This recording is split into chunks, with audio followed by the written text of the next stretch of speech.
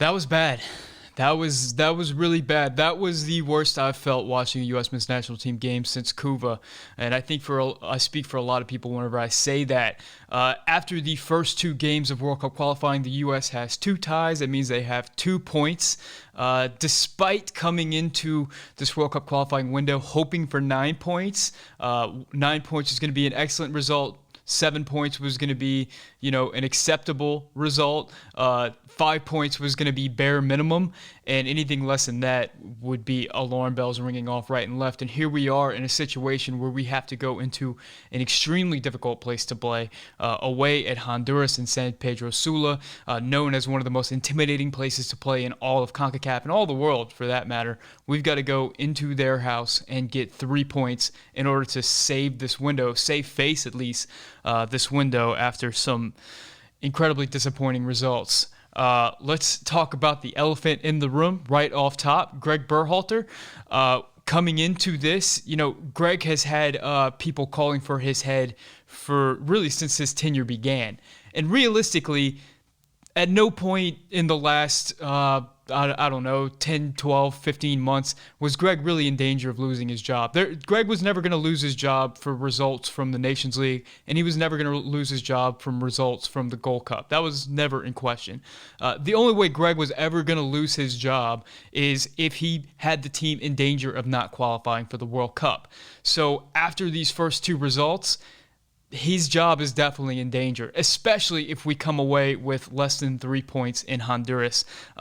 Guys, I don't want to sugarcoat it. Getting 5 points in this window is not good. It's not good enough for this team, and the results that we're seeing on the field is not good enough right now. We're going to get into the tactics and the breakdown and what the U.S. was trying to do, because it looked like they did have a plan.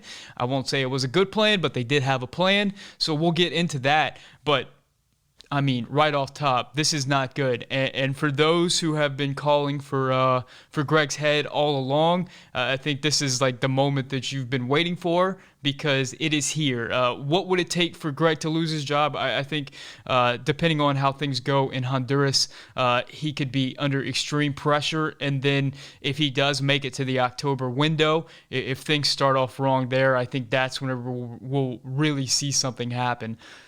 But all that aside, we'll get into more of Greg at the end of the video. Let's get into the actual breakdown. What's up? My name is Sam. Welcome to the Yank Report, the show we talk about the U.S. men's national team, and times are not good. If you can't tell by the look in my eyes and the tone of my voice, things are not good right now. But we're keeping the faith and we're keeping the hope, because we're fans and that's what we do. If you want to support the channel, hit the like button. If you want to subscribe, all that good stuff. Let's get into it. The U.S. came out in a 4-3-3.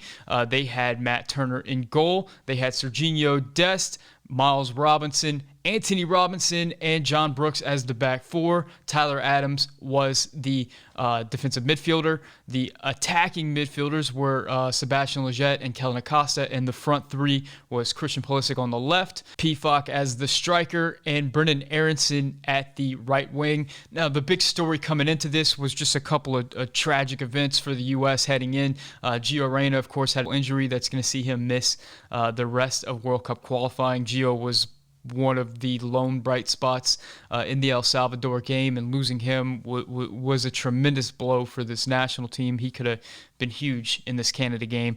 And then Weston McKennie breaks COVID protocol and gets suspended for this game. Just a devastating thing, not just because you're losing a good player in Weston McKennie, but because of what Weston McKennie means to this team as a leader and as a fighter, and as a tremendous midfielder and a guy who can get up there and win headers and steal points for you in CONCACAF in qualifying.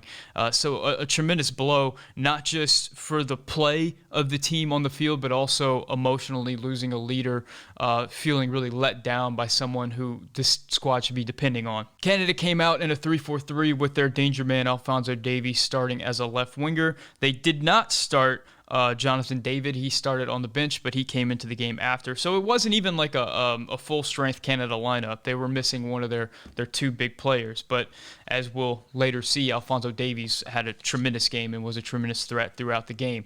So the first thing I clocked, 10 minutes in, John Brooks attempts a pass out wide to Anthony Robinson on the wing. The pass is intercepted and a counter is immediately launched. Miles Robinson chases down Larin and forces a long shot. This was Canada's first shot on goal. Could have been a lot more dangerous than it was, but Larin really scuffed the shot. Good to see Miles Robinson tracking back. You see his athleticism on display. He put out a lot of fires in that El Salvador game, and he was good athletically here in transition. But the big thing I wanted to point out about this was the first time we saw a pattern of play that we saw over and over and over again for the U.S., to the point where it was more or less the only thing that I saw them do to try to break down Canada's low block, excuse me. Canada really sat back in that low block through long stretches of the game, and the U.S.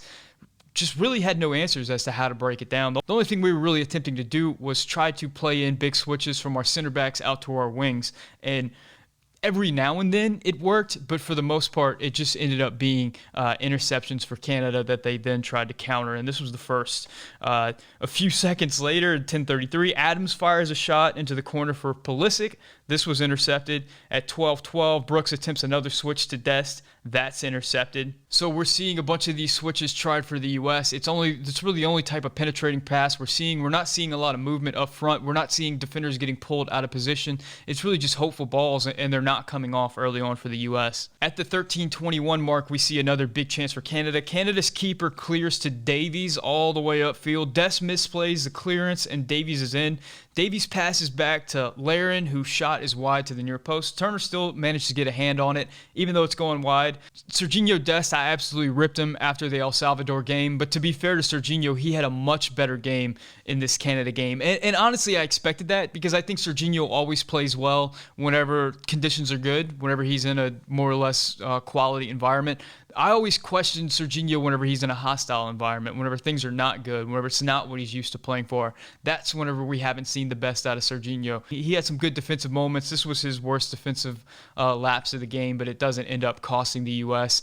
Alternatively, he had some good moments on offense, and we'll get into that a little bit later on. Around the 17th minute mark, we start seeing Pulisic dropping back and attempting to take on midfielders. Pulisic, early on in this game, I haven't called his name yet.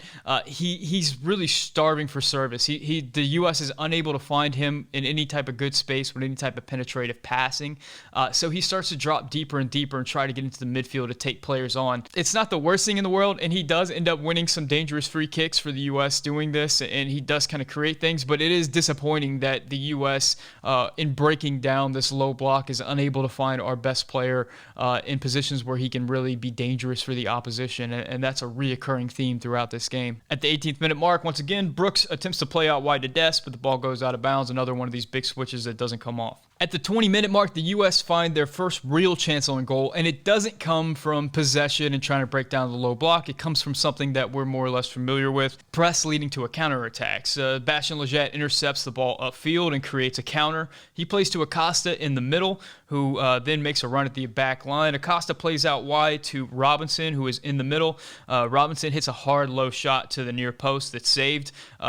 Quality shot from Robinson on the outside. I think the keeper had it the whole way, though. But it was that first moment that the U.S. actually created something. And once again, it was not created from possession or doing anything. Sequences, rotations, whatever. It was created through the counter. Around the 22nd minute, we get another one of these instances. Canada's keeper mishits a clearance that's intercepted by Kellen Acosta. Acosta plays to Pulisic in the middle. Pulisic plays to Aronson at the top of the box. Aronson tries to play in PFOC, but eventually gets stood up by Canadian defenders, and the chance goes away. Another moment where the U.S. looked dangerous, and once again, it came from a counterattack from a misplay by the Canadian keeper rather than the U.S. doing anything special to break down Canada. At the 25th minute mark, the U.S. has another opportunity. This time, Serginho Dest picks up the ball around midfield and hero balls it up the sideline. For those of you unfamiliar with the term hero ball refers to just getting it to your really good player and have them do something amazing with it, which is a big critique of the U.S. offense under Greg Berhalter. A lot of folks have been saying that the U.S. can't create anything systemically. We can't break any teams down. All we do is like get it to these really good players like Pulisic, Dest, McKinney, Gio Reyna, and hope that they make something happen. Not a reliable way to create chances, but here we have one from Serginho Dest. He makes a run up the sideline, beating a few different Canadian defenders. He plays in Aronson, and Aronson's cross is redirected on frame by a Canadian defender. The keeper makes a save, but it was a tough save, and it was one of the best chances for the U.S. so far in this game, largely created by Serginho Dest taking a few players on and beating them, creating some space for Brendan Aronson. Probably the U.S.'s best chance up to that point in the game. Around the 30-minute mark, we see another instance of this hero ball. Pulisic picks up the ball in the edge of the final third on the wing. He hero balls it around for a while and finds Leggett at the top of the box with a cross. Leggett has a shot that's deflected above the bar. Another instance of get it to your really good player, have them do something, have them take players on and find somebody else. We didn't really see a lot of players running around Pulisic, offering him help, anything like that. It was largely just almost like a basketball isolation play where you just get it to your really good playmaker and hope that they do something with it. In this instance, he did, but it didn't come off as a goal for the U.S., just a quality opportunity there. At the 39th minute mark, for the first time in the game that I could see, the plan A for the U.S. actually works. It actually comes off. In the 39th minute, Brendan Aronson makes a little run to the inside, which opens up space for Sebastian Leggett on the right flank. John Brooks plays to Leggett on the wing from deep. Leggett brings down the ball and attacks the box, and then he finds Brendan Aronson making an overlapping run on the right. Brendan Aronson then plays a ball across the 6-yard box and finds Christian Pulisic, who's making a run alongside Pefok. Christian Pulisic's shot is just outside and ends up hitting the post. The best chance for the U.S. in the first half and the best chance created from open play. I think the only chance really created from attempting to break down that mid-block. At the 40-minute mark, we have another terrible thing to happen for the U.S. Serginho Dest goes down with an ankle injury, and DeAndre Yedlin comes in. To his credit, DeAndre Yedlin, I think, did the best he could in this game, but he's not Serginho Dest on the ball. Nobody else is, and losing that for the U.S. was a tremendous blow. Right before the half, in the 44th minute mark, an overhit Yedlin cross finds Anthony Robinson. Anthony Robinson plays a cross into Pefok. The ball finds Leggett after bouncing off of Pefok area. Pefok plus a couple of defenders. Leggett has a volley. He hits the ball well and true, but it's far wide of the post the whole way. Another half chance for the U.S. in the box, another half chance for Leggett, but it ends up going awry. And I will say this, I've been critical of Anthony Robinson in the past about his ability, his passing, and his ability in the build-up. And I think Anthony Robinson had his best game that he's ever had for the U.S. He got beat a couple of times defending, but fullbacks are going to get beat. That happens. I thought he did well in defense. He tracked back well. I thought that he did well in the attack. He played in some dangerous crosses, which is what you want to see from Anthony Robinson. He contributed to the goal, which we're going to talk about later on. He was a presence in the counterattack and always a presence on that left wing. So that's halftime for the U.S. And on the positive side, throughout that first half, the U.S. really limited Canada. Canada rarely possessed the ball. The U.S. dominated possession throughout that half. And in transition and the few opportunities Canada did have, I think the U.S. did well to cover in transition. There were a few moments where Tyler Adams had some nice tackles and stuff, and Miles Robinson and John Brooks got back well. Canada did have their moments, but they were few and far between, and the U.S. really dominated. The U.S. created way more chances than Canada. The U.S. really came out to play in that first half. The disappointing thing is that in possession, boy, we looked lost. We looked lost as we always did. We looked lost and without answers. We had that plan A, and we were just trying to beat plan A over the head, and it just was not working. I did not see many other real attempts at anything else. There wasn't a lot of attempts to play in our front line to their feet. There wasn't a lot of attempts to play in Pefok to his head or anything like that. So it was just a lot of the same, and trying to do it until something gave, and more often than not, Canada was easily able to defend. So let's go into the second half, and it's pretty notable in the second half that Canada comes out on the front foot.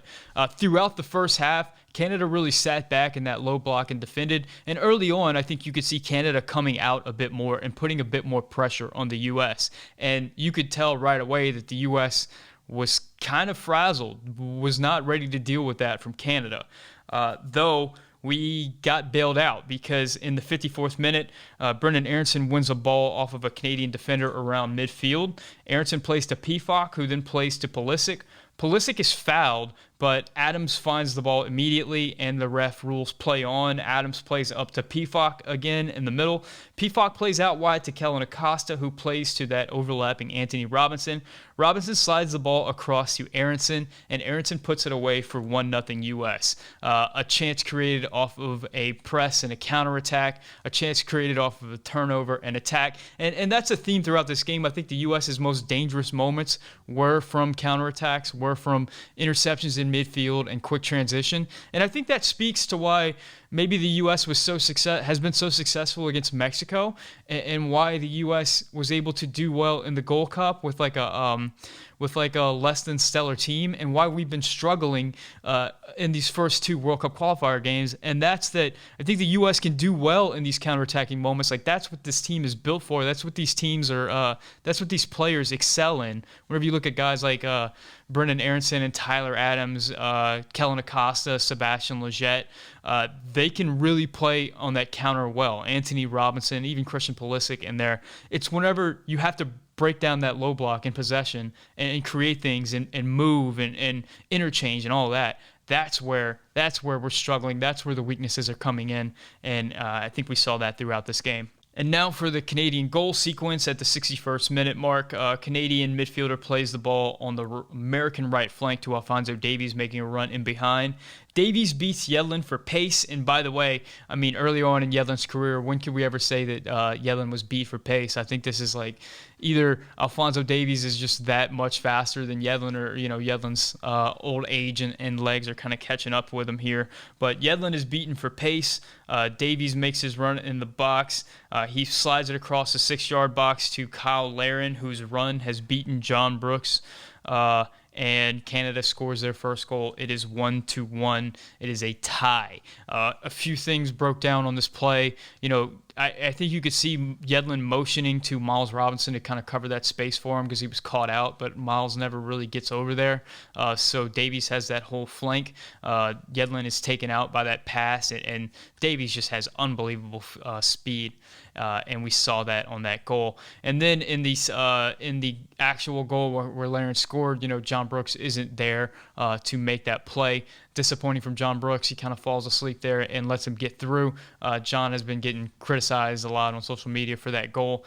Though, to be fair, Alphonso Davies is one of the best players in the world, and specifically in that instance, whenever he's running on the counterattack against a defense, he's one of the scariest players to stop in the world. And I think if you're the U.S., it's one of those situations where coming into the game, like, there's a strong possibility that Alphonso Davies is going to hero ball it and make something happen and at least put up one goal for Canada, and he does it there. So Canada catches it out. It is 1-1. It's a tie game, and suddenly, everything changes, not only in the stadium but on the players' faces. Just everything changes. Canada seems to be fighting a little bit more, and the U.S., just from that point on, is just deer in headlights. The noise in the stadium, that Nashville crowd had been fantastic all game long, making a ton of noise. It just went deadly silent, and I think you could see on the players' faces that they were just not ready for this, that they got punched in the face and they didn't know how to punch back. It looked like a bunch of players looking for someone to step up, looking for someone to rally around, looking for somebody to put their hands on their shoulders and say, it's going to be okay, you can do this, we're still in this game. And that player just wasn't there. We've talked a lot about how young this team is and how there's a lack of leadership. One of the few players who might be considered a leader on this team was not in the game because he broke COVID protocol and got suspended. So you're seeing that manifest itself here. Nobody stood up, nobody stepped up, nobody took the game by the scruff of the neck. And for the next 20 minutes or so, the U.S. was just listless, man. Following the goal, the U.S. have a little sequence where they create a chance. Guess how it starts? You got it. Miles Robinson plays in a long switch to the left flank to Anthony Robinson. Robinson then plays us out to Pulisic, who is operating in that half space at the top of the box. Pulisic chips to the back post to Sebastian Lletget, but Lletget loses the header, and you got to wonder right there, man, if that's Weston McKennie in the game instead of Sebastian Lletget on that back post for a header going up, maybe that's a different result, but, that's what happens whenever you've got a young player that doesn't follow the rules and gets suspended. Just disappointing. Right after that, Canada subs in Buchanan and David. Tajon Buchanan had a fantastic Gold Cup, and Jonathan David is one of Canada's best players. So Canada is kind of reloading while the U.S. is just aimlessly just passing it around the pitch, waiting for some savior to come through and help them. And one of the biggest criticisms, probably the biggest criticism of Greg Berhalter in this game is that the whole world could see that the U.S. needed something, that they needed an injection of energy, of anything. And Greg failed to make the substitution. And that's not a new thing for Greg. That's something that we've been criticizing Greg for a long time. He actually waits till, I believe, the 83rd minute to actually make those subs. But the U.S. just did nothing, just struggled to hold on for 20 minutes of the game while Greg just waited to make those changes. It's inexplicable. It's something that I saw Taylor Twellman call out Greg for on social media after the game. It's something that a lot of the media has been calling out Greg for after the game. Just really disappointing that we didn't make those changes that could have brought anything into the game to change the result. But when those changes did come, it was too little too late. At the 65th minute, the U.S. get a free kick in the middle of the field. Kellyn Acosta puts it over the bar. Really disappointing. The U.S. is trying so hard to just get anything to happen. We finally get a moment where we can get a set piece, and Kellyn Acosta attempts a shot that goes over the bar. A big question coming in was like, is set pieces going to if we've been successful with set pieces in getting goals in the past and we're struggling to get goals, why don't we just play for set pieces and make that a thing? And we saw throughout this game the set piece delivery once again was just not. It was okay. It was inconsistent. And in this moment where the U.S. could have put a ball into the box and hope for something to happen, you have guys on the field like Miles Robinson, you have John Brooks, you have Kellyn Acosta, you have Jordan Pefok, you have some big boys who can make something happen in the box, and we just let it go. And this wasn't the only time that we did that. At the 66th minute, Brooks once again attempts a big switch to Yedlin. That's intercepted. In the 66th minute, right after that, Canada has a counter that finds Jonathan David in the box, or outside the box, on the U.S. right flank. He dishes to Kay at the top of the box, who attempts a shot from distance, but that goes over the bar. And these are just, Canada starting to get more and more into the game, sensing that blood in the water, sensing that the U.S. is just kind of out there for the taking, and they really start to pour it on. At the 68th minute, one of the most disappointing moments of the match, Tyler Adams forces a poor Canada back pass. It's intercepted by Brendan Aronson, and the U.S. have a break that's looking very promising until the whistle blows, because off the ball, Tyler Adams just cleared out a Canadian player, and the play's called back. Adams gets a yellow card. Really disappointing moment. One of the few times I've really seen Tyler Adams make a bonehead decision that cost his team. But in this instance, the U.S. had Anthony Robinson overlapping on the left, and they had Canada reeling. It was probably the best opportunity of the second half following the goal for the U.S., and it gets called back for this. Just another moment where, the littlest glimpse of hope comes across for the U.S. a few times in this second half after Canada ties it up, and immediately it's just snuffed out. And you could just feel the collective emotion on the field for the team just diminishing as the minutes go by. In the 72nd minute, Alphonso Davies goes down injured, and he'll eventually have to leave the game. But hats off to Alphonso Davies, an incredible game for him. In the 83rd minute, finally the substitutions come in. We have Conrad on for Aronson, Roldet in for Lletget, and Sargent in for Pefok. But by the time this came on, those poor guys, okay, you got 6 minutes. Go out there and change the game. Make something happen. Come on, Greg. That's ridiculous. At this point, it was too little too late for the U.S.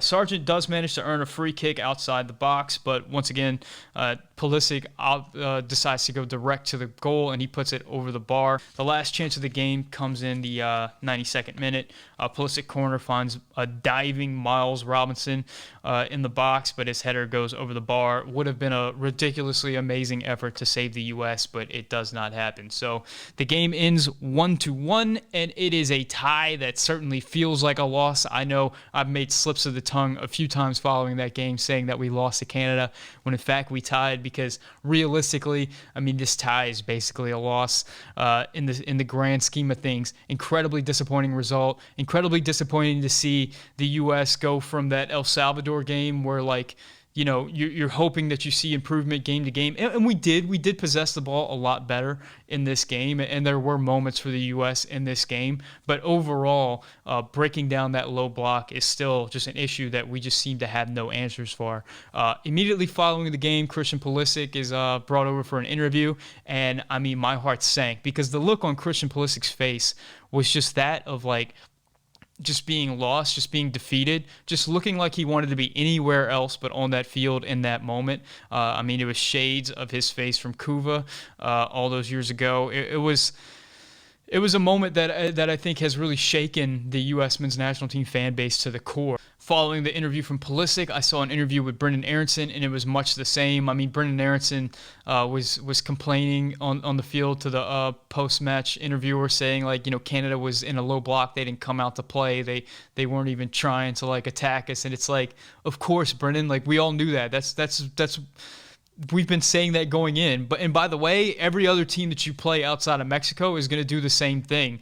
You guys got to figure out how to play out of that low block. And I'm not putting the blame on Brendan Aronson. It's just like, just seeing the attitudes of these players following the game. It speaks to something, to like a larger issue, and it's incredibly disappointing. You know, we talked at the beginning of the game about Greg Berhalter and about his job. And I think to compound that is what we're seeing from the actual players, from their body language and the way that they're speaking and acting after the game. You know, Pulisic said in an interview that we need better ideas or different ideas and attack. And a lot of people saw that as an attack on Greg Berhalter, but I'm not sure that it was. But, you know, we don't know. But realistically, as far as coaches getting fired and as far as coaches being successful, you don't have to be the best tactical coach in the world to be a successful coach. We've seen that many times. Heck, the U.S. has had a successful World Cups and successful coaches who were not as tactically gifted as their opposition and still were able to get results. You don't have to have the best players in order to get results. We've seen that from the U.S. in the past over and over again. We're seeing that with Arsenal right now, a team with fantastic players and a team with a coach that's supposed to be this tactically superior guy, but they're not getting results. And it's for this next reason, and that's that the team has to believe. The team has to be committed. The team has to have hope, and the team has to believe in the coach, and they have to buy in. And what I'm worried about right now is following that game and following that goal from Canada. It doesn't look like the team is bought in right now. It looks like Greg is starting to lose that locker room, and we're seeing that, you know, I was worried about that whenever I saw Sergiño Dest's performance against El Salvador, where he just really did not look like he cared out there. You know, that's like one knock against Greg right there. Whenever a player is that not bought in for a World Cup qualifier game away in the first World Cup qualifier game, terrible sign. Then you see this Weston McKennie thing, and we don't know how that's playing out in the locker room. This is all just speculation, but it can't be good. That's the emotional leader of the team, and he's been suspended before an incredibly important World Cup qualifier game. So that's got to be difficult for the team to deal with at that point. And then after the game, to hear the things that Pulisic's saying, to see the look on his face, to see the look on John Brooks' face after the game, to see the look on Brendan Aronson's face after the game. These are players that, you know, have heard for years that they are the golden generation, that they are the el futuro es nosotros, you know, the future is us, that this team is going to be different. And then they come out in these first two games, and it's embarrassing. They're getting ripped on social media. They're getting embarrassed on the field, and they're not getting the results they're expecting to get. They're not playing up to the sum of their parts. They're losing to teams that do not have the quality that they have, and all of a sudden they've got to go into an extremely difficult place to play. All those things we said about El Salvador are definitely true in Honduras. In fact, Honduras has historically been a even more difficult place to play. So they got to go in there and get 3 points just to rescue this. And at this point, they're more or less playing for their coach's job. So things are bleak right now. Things are bleak for the U.S. men's national team. They're bleak for Greg Berhalter. They're bleak for me. I've lost a lot of confidence in this team. I don't see how they go out and get 3 points against Honduras at this point from everything that we've seen so far, unless they get, some chances to really go their way. Things are not good, guys. Things are not good, and they're about as bleak as they've been since Cuba a few years ago. I'm curious to hear what you guys have to say. I have a feeling that the comment section is going to be pretty hot.